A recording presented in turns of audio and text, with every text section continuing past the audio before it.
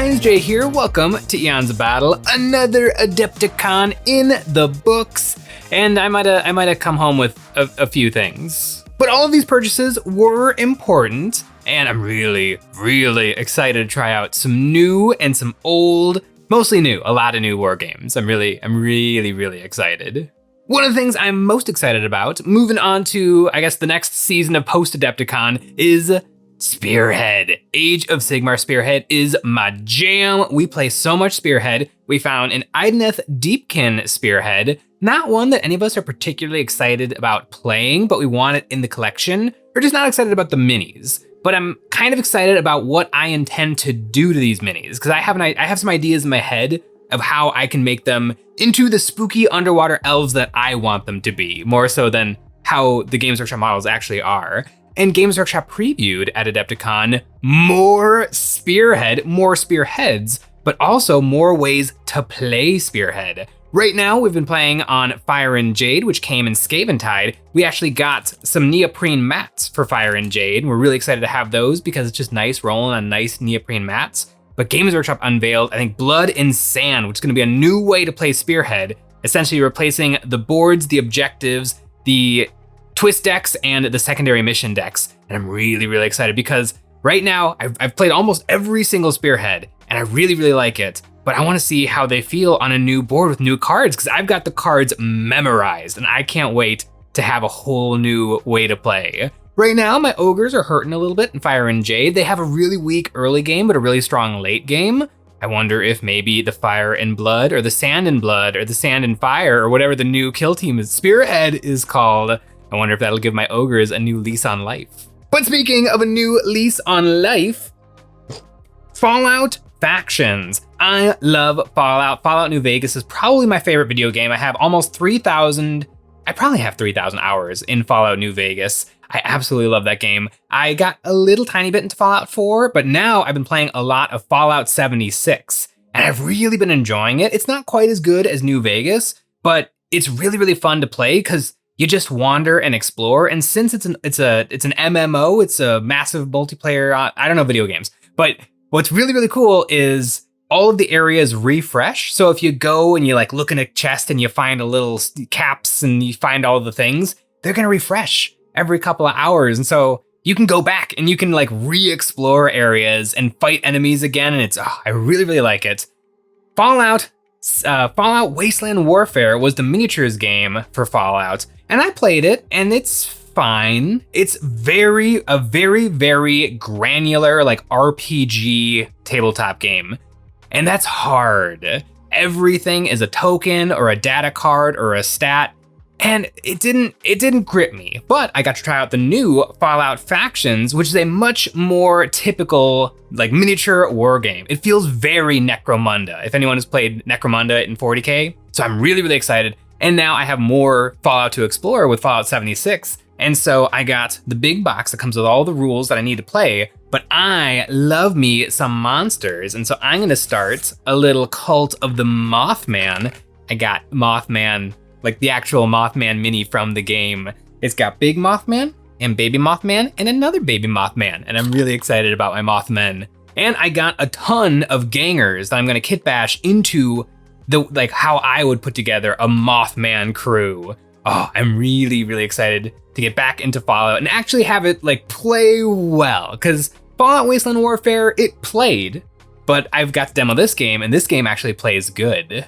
Let me know in the comments below, what's your favorite Fallout game and why is it New Vegas? New Vegas is just the absolute best. But speaking of things that are the absolute best, Sean and I have been looking for a good historical game for the two of us to get into. Sean is pretty indecisive on like which historical he wants to do, and I just don't really care about historicals in general, but we found a game. We found a game that we are both super excited for, and that is Blood and Plunder. I am a big fan of the Pirates of the Caribbean movies. All three of them are like perfect cinema. I like big boats, I like rigging and masts and sailors, and we got Blood and Plunder. We've played a lot of boat games, and we're really in the market for a good boat game. Mantic's Armada is fun, but like the ships are really, really small. It kind of X-Wing is really, really good, but it's Star Wars spaceships and it's kind of a dead game. Blood and Plunder is like a skirmish game with humongous boats. Have you noticed the size of this box? It is a 28mm war game with boats. We got to demo this too. And you have to take your crew members and you have to assign them to the cannon. So like it's like 2 guys per light cannon, and then you make them fire the cannons, and then you shoot at the guys on the other boat. And then even if you miss, you have to roll to see how the other guys feel about a cannon flying past them. It looks like a really, really fun game. I am going to play the French, and Sean has picked the Spanish, and we're just gonna have a grand old time on the high seas. This game looks really, really cool. And I get to build a big boat, like a really big boat. And I'm really excited to look at like late 17th, early 18th century history and learn about all the different flags and the colors and the adornments. I am really excited to get into a historical war game. And I'm glad that it's not just World War I or World War II. It's boats. It's a lot of boats. Well, it's 2 boats, but once we finish those boats, we might get some more boats. In the vein of new games that I want to play, I have been really interested in the solo game Demonship, published by Blackstite Studios. I was not able to get the rules. I was late. I didn't get the rule book, but I got the terrain kit. This is a really interesting game because it's meant to be played solo. It's a little bit like Doom, like the old Doom video game. And so you have to, like, this little square of spaceship can change depending on like what you roll, so that it's a little bit of a new experience every time you play it. You fight some monsters, you're essentially Doom guy. And I really want to see what it's like to play a single player war game. I feel like I would cheat, but we'll see what happens when I manage to get a copy of the rules and I get to try to play this game. This is an MDF kit. They also have a 3D printable version, but I want to play it right now, which I can't because I don't have the rules, but maybe I can find them online or something. Or maybe there's a PDF, I don't know, but I'm really excited for Demonship. Other new games that I want to try out, one of them, I wanted to try this game forever. Dropzone Commander looks really interesting to me. I don't play games that are in that scale very often, but Dropfleet Commander is a game I have had my eye on for a while now. I got the 2-player starter set late last year or early this year, and in the convention, I just found these boxes that were heavily discounted. And so I got these Scourges. Sean's kind of interested in the Scourges. I like the Shaltari. These weird coral looking, like organic under the sea shaped ships are really, really interesting. I think they're gonna paint up really nicely. And I like big sci-fi capital ships. I have a little Star Destroyer on my desk, and whenever like I'm before bed, sometimes I'll just pick it up and be like I'll just fly it over my desk. I always like the idea. It's in Star Wars and in most science fictions, space is the ocean, and so ships move kind of slowly. But in reality, they're going really, really fast. Like if you see a ship just kind of moving over a planet, it's going so ridiculously fast, but it feels slow and ponderous and powerful. I really like big boat games, and I never got to try Star Wars Armada before the game kind of soft died. I think they still sell and make the miniatures, but I don't think there's any plans to keep that game going, and that game is kind of pricey. But Dropfleet Commander looks really, really interesting, and so I can't wait to get some of these models painted up and put together and try out that game. One other new game that I found at Adepticon is one that I had never heard of, but it caught my eye and it captured Sean's heart. Sean could not stop talking and thinking about this game for the entirety of Adepticon, and that is Return of the Tripods, All Quiet on the Martian Front. This game, they had a little demo of it put together, and it was a bunch of just kind of regular soldiers versus these tripod Martians, and it looked really, really cool. And it looked kind of like, not bare bones, but it was just weird to see it. It was like, it was in a regular, like a store, and it didn't have the polish and the pomp of a lot of the other booths, but this book looks gorgeous. And I flipped through it and it looks really well put together. It's a really interesting little war game with some really, really nice like theming. I mean, I really like, not The Day the Earth Stood Still, but it's another H.G. Wells War of the Worlds.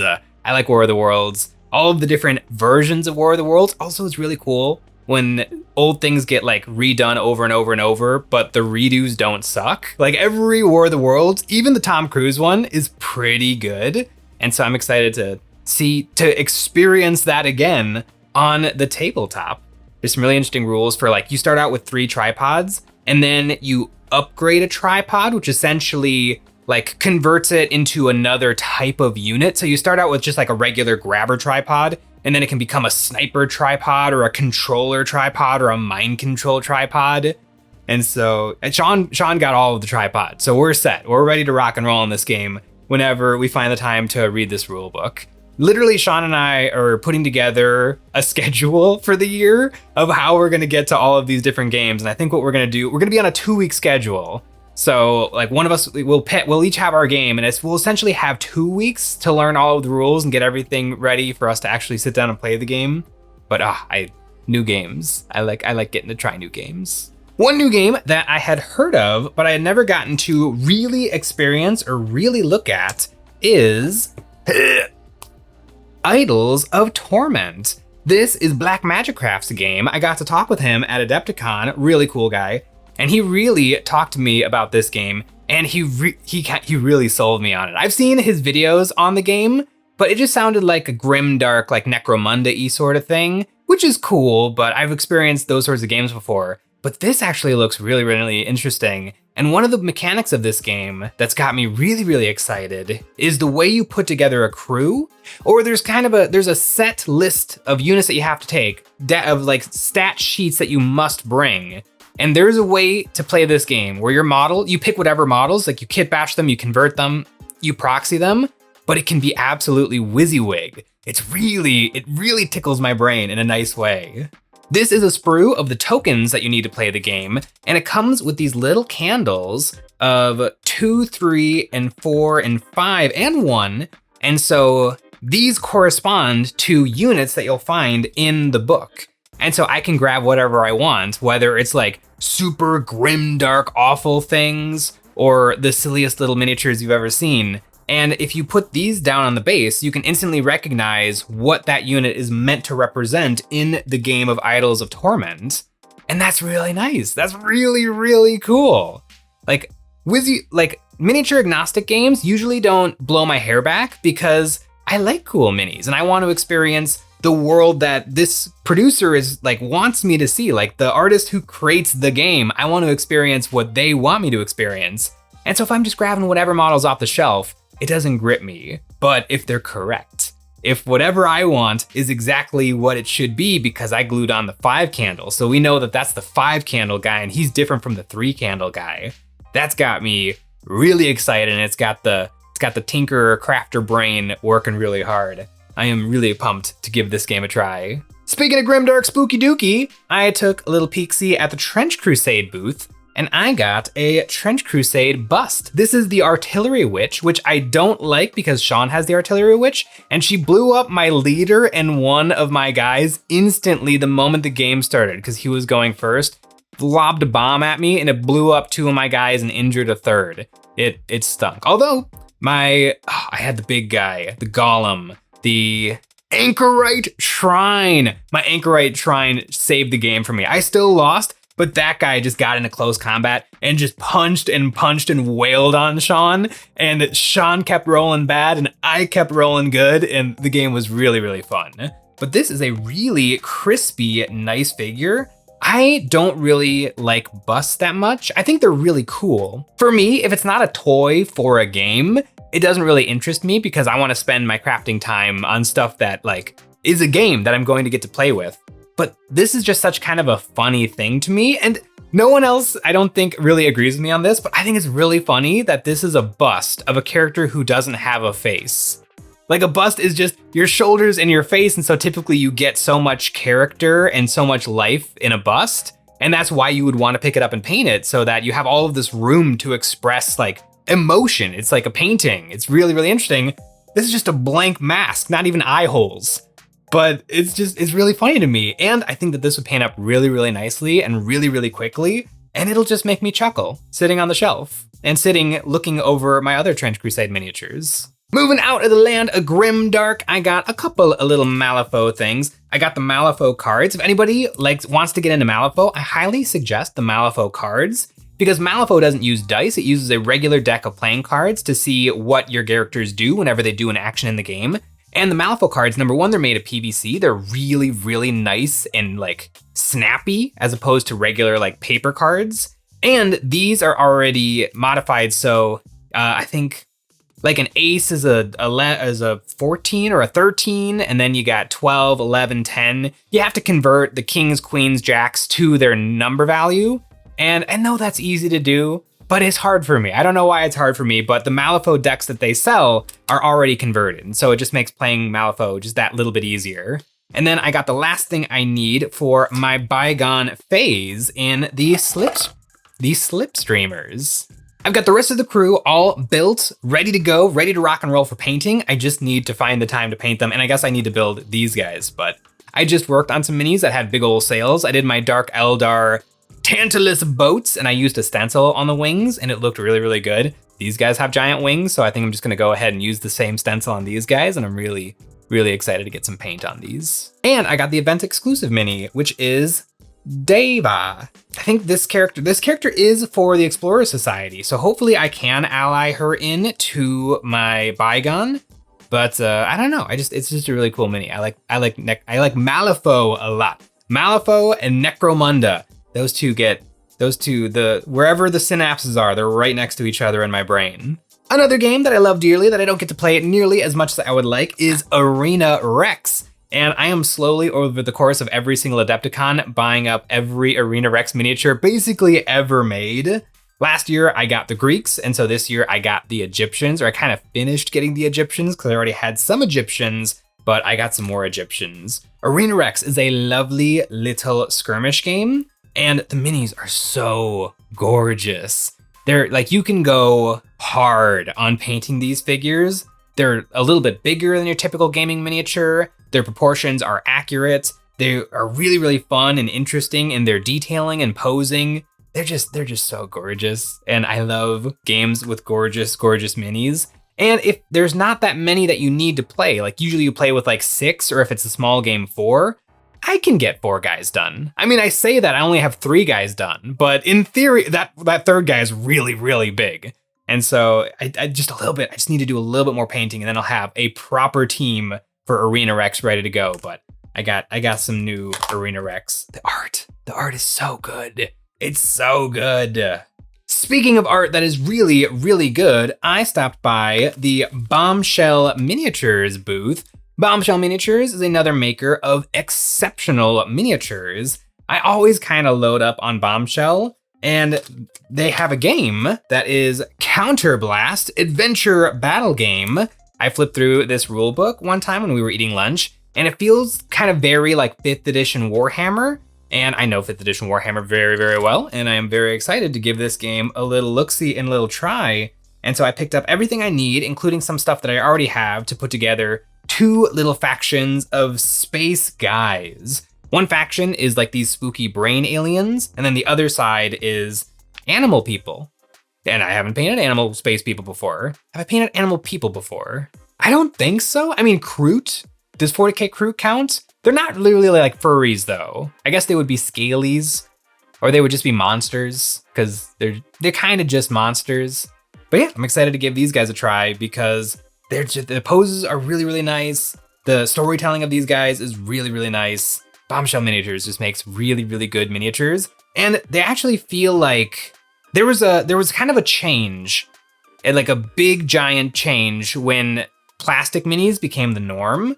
But Bombshell Miniatures feel like if like classic sculpting never went away, it just continued to progress over the years. And so these guys have a very different vibe than more typical gaming plastic miniatures today.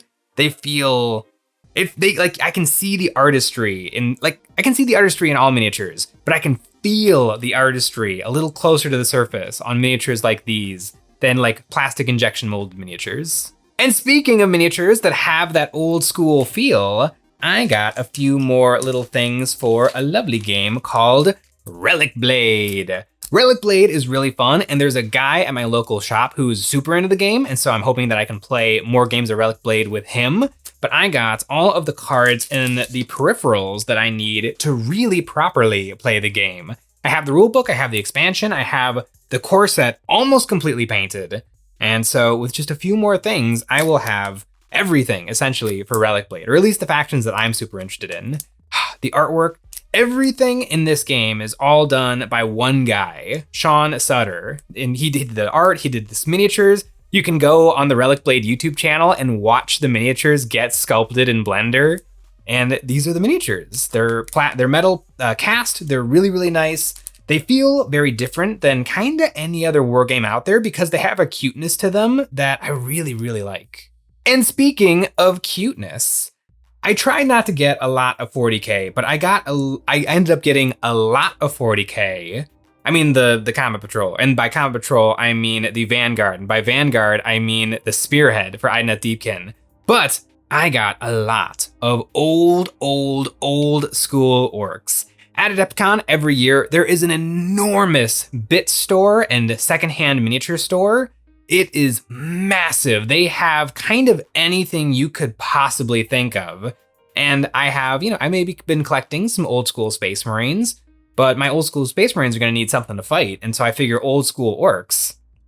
We looked everywhere in the shop and we found all of the old school orcs. We got a proper second edition army for orcs. I've got a little orc truck here, I've got a buggy, and I've got bags and bags and bags and bags of sort of mushy, half put together, broken old school orcs.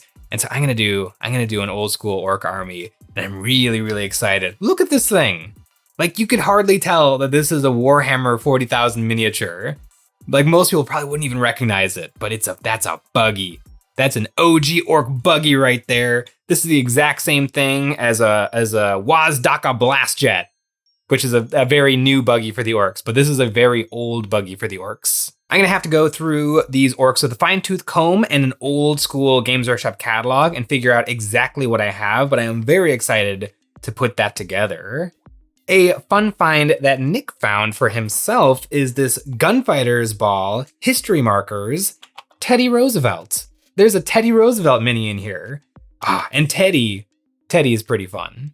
I don't know what game we're gonna use Teddy in. I think Teddy could kind of work in any game. I think I could see Teddy in Relic Blade or Warhammer 40,000. Maybe we could even figure out some way to work him into Spearhead. Maybe we make his own card that just brings out the Teddy.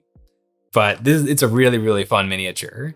And speaking of really, really fun miniatures, a viewer of Eons of Battle came up to me and he gave me this miniature. And this is a really, really cool Rogue Trader Chaplain. In OG Rogue Trader Warhammer, I think there were 4 sculpts for the chaplains. I think I have 2 of them. And this is another one with the scary skull shoulder pads, the original idea of what a chaplain's Crozius would be, the skull helm.